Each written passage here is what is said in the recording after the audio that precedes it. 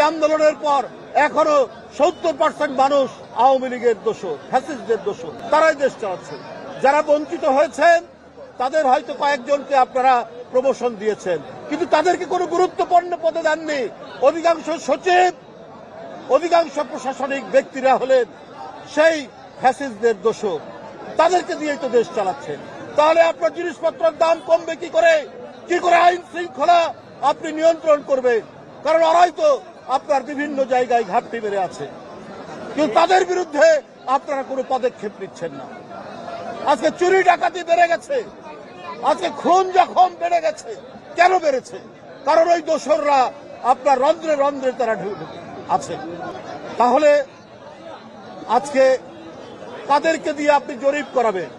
Bureau of statistics সরকারি সংস্থা, তাদেরকে দিয়ে নাকি জরিপ করাচ্ছেন। তাতে নাকি জনগণ বলে যে আগে স্থানীয় সরকার নির্বাচন, তারপরে হচ্ছে পার্লামেন্ট নির্বাচন। আপনি যদি সরকারি সংস্থাকে দিয়ে করেন, ওরা তো সরকারের মুখ চেয়েই কথা বলবে, কিন্তু আপনি আপামর জনসাধারণের সাথে কথা বলেন, তারা কি চায় দেখেন। যে জিনিসটি আজকে 16 বছর 1.5 যুগ বন্ধ, আজকে জনগণরা ভোট দিতে পারে না। আজকে জনগণরা ভোট দিয়ে তাদের নিজের মতো সরকার গঠন করতে পারে না।